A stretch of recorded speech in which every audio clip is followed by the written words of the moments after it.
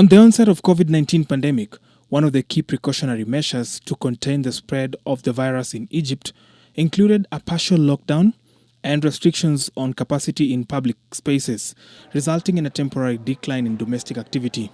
At the time, the Egyptian government's budget was stretched as the economic slowdown reduced tax revenues.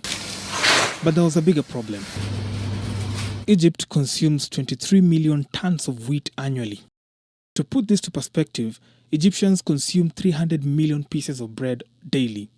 This wheat demand does not include cakes, beer manufacturing, and other needs. This is just bread feeding 109.3 million Egyptians, according to the 2021 population report, making it the largest Arab country. The partial lockdown at the time meant the wheat supplies would suffer.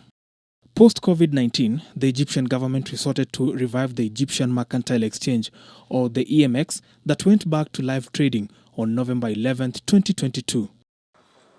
EMX is an electronic platform for listing and trading spot commodities through administering auctions, negotiations, continuous trading of commodities whose specifications are provided by buying and selling entities.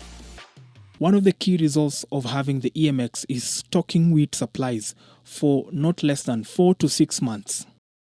Egypt also diversified its wheat supplies up to 22 countries where imports are sourced from key sources from France, Germany, and Romania. So I'm standing right outside the Egyptian exchange, which is an equivalent of the Nairobi Securities Exchange.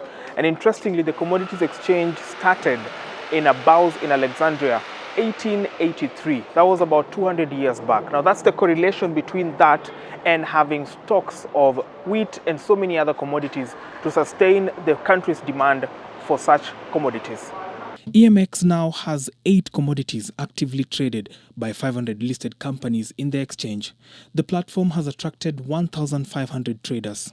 In less than 2 years' time, we traded 1.5 million ton of products with the value of almost 20 billion Egyptian pounds in more than 200 plus sessions.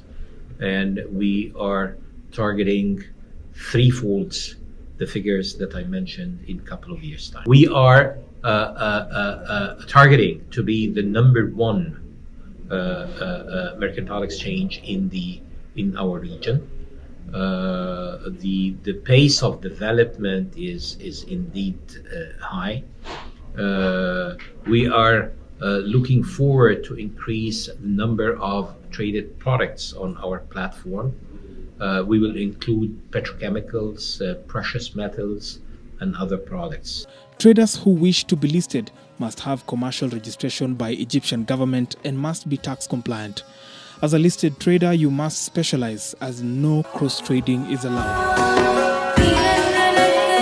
Partnering with Egyptian natives is allowed for international traders so long as you are above board. Wheat exchange opens between 2 to 4 p.m. on Sundays and Wednesdays only. Closer home, Kenya's annual demand for wheat is 2.1 million tons, according to the Economic Survey of 2023. A total of 11 tons were used as seed and 122 tons had other uses. Despite this, Kenya's wheat production fell by 13%, from 349,000 tons in 2021 to 271,000 tons in 2022.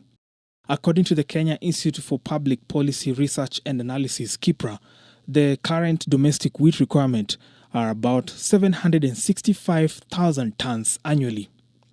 Kenya has therefore relied on imports to meet domestic needs in wheat. Currently, imports account for about 62.4% of Kenya's domestic needs in wheat.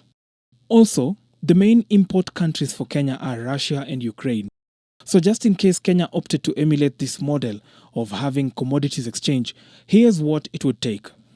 I believe that every single country requires to leverage its trade platform. And one of the ways to leverage your trade platform and is to have the right components and the right parameters.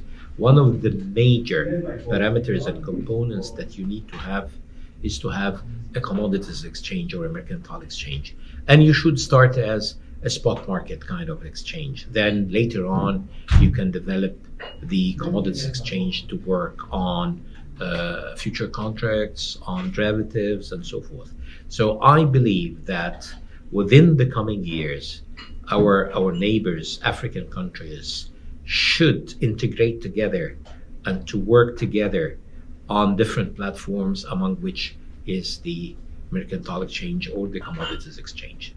With Egyptian companies like the Commercial International Bank making inroads in Kenya and as a gateway into the larger East African region, the Arab country has positioned itself for key commercial and industrial partnerships. Dr. Ashmawi says, with the advent of Africa Continental Free Trade Agreement, it's now possible for Egypt to partner with other countries like Kenya in setting up a Kenyan exchange and actively executing trade to improve balances thereof, boost forex earnings, and sustain key commodities demand. Egypt is a big market. And as I said earlier, it's the gateway to Africa. And with the numbers of bilateral and multilateral agreements that we have, we should get more investments. We should open more our economy to neighbor African countries. Africa is a big market, and it requires to be more active on the international scene. So apart from being agriculturally viable and sustainable, they also have those other plans of stocking up commodities just to make sure they plug the demand wherever it is in the midterm. Brian George Otieno, Cairo, Egypt, for NTV.